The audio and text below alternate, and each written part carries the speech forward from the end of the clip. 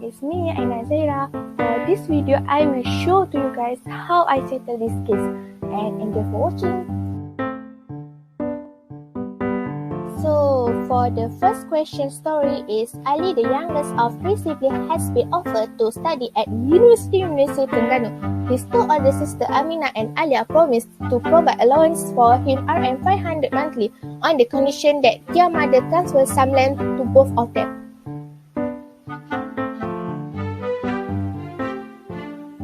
Their mother agreed and transferred the land to Amina and Alia. Both of them, however, failed to fulfill their promise, and Ali sued them for the promise.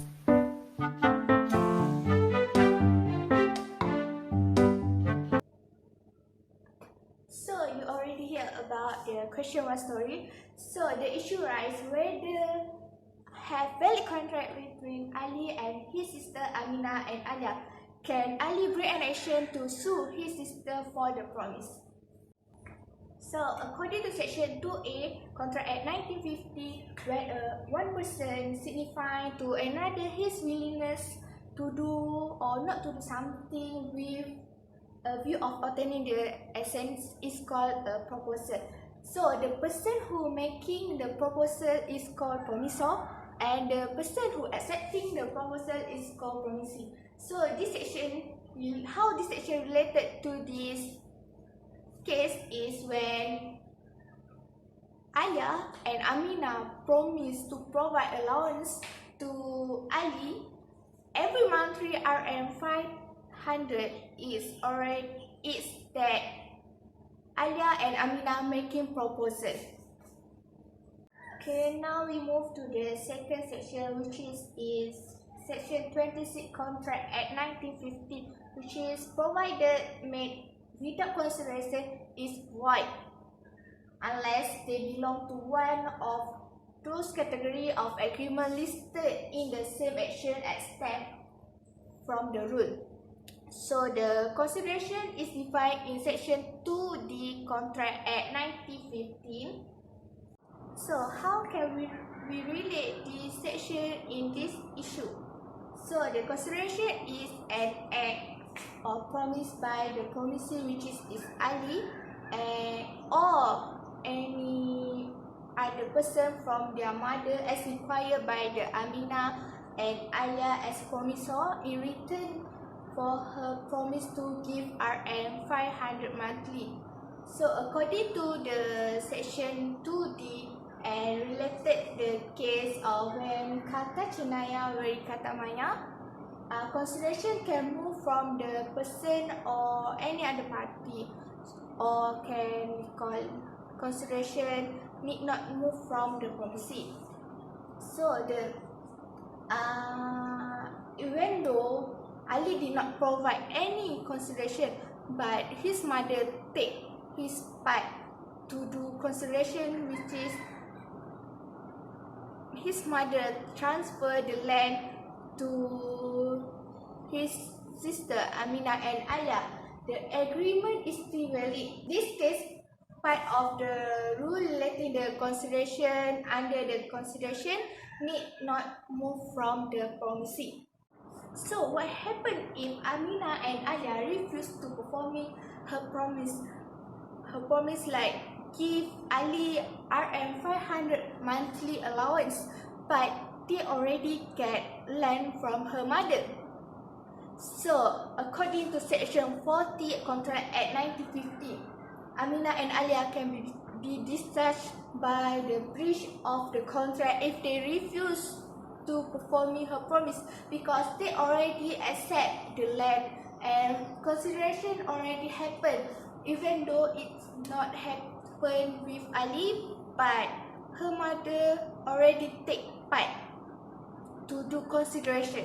So for this case, there was a valid consideration, even though it not moved from himself, which is Ali. It moved from his mother. It's considered valid consideration because consideration need not move from the promisee. And Amina and Alia hereby advised to pay Rm 500 monthly to Ali.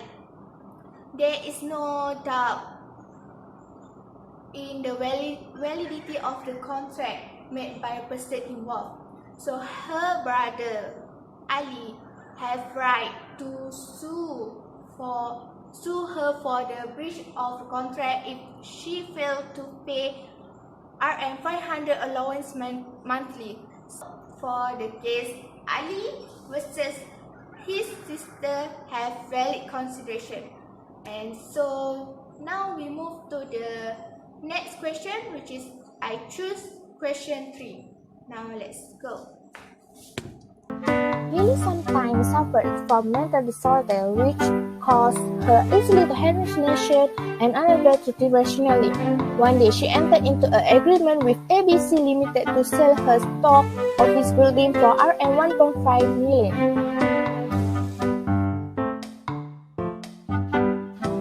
But the current market value of the property is Rm 15 million. A week later, she realized that she would suffer loss due to the contract. She wishes to know whether she could challenge the validity of the contract.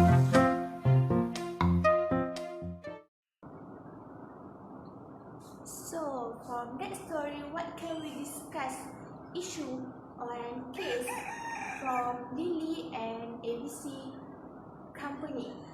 So what issue that can we discuss is, first is whether Lily have capacity to enter the contract if she suffered from the mental disorder, and could she check the validity of the contract if she mystically stated the price in the contract, and can she receive any advantage under the void agreement or the contract become void. So in this case related under section 11 Contract Act 1915, and this case stated a contract made by a person of unsound mind, which is Lily have mental disorder, there is no capacity. And the case of Tan Huan Chuan versus Taebom case that support to this case, to this section. And the contract Lily versus ABC company is void because Lily has mental disorder and no capacity to enter the contract. And it also relates to the section 12. Number 3 is stated that a person who is usually of sound mind but occasionally of unsound mind may not make a contract when he is of unsound mind. Now we move to the next issue, which is could Lily challenge the validity of the contract if she mistakenly stated the price in the contract? So in that case, in that situation, Lily suffered a loss due to the contract. It was under the mistake as to the term under section 23 Contract Act 1915, and it's related. The past case is Taylor versus Johnson, and Lily mistakenly stated the price in the contract, and the contract was voidable. But since there is no breach of the promise, the case of Lily versus ABC Limited, the contract is automatically void because Lily suffered mental disorder, which is caused her easily to hallucination and unable to think rationally when she made a contract. Now we move to the third issue, which is can Lily receive any advantage in a void agreement or the contract become void? So when there is no capacity to enter the contract for the first, the section 66 Contract Act 1915, followed by the case Leha Juso versus Awan Johari is applicable in this case, meaning that Lily who was not aware with the illegality at the first has the right to restore the contract and have benefit to restore the contract because the void of contract. So what can we conclude from that is Lily no capacity to enter the contract with ABC Limited from the first because she suffered from mental disorder and easy to hallucination and not think rationally lead her make mistakenly stated the price and suffered loss due to the contract. There is no capacity in the contract from the first, so she can receive advantage and or restore the contract under section 66.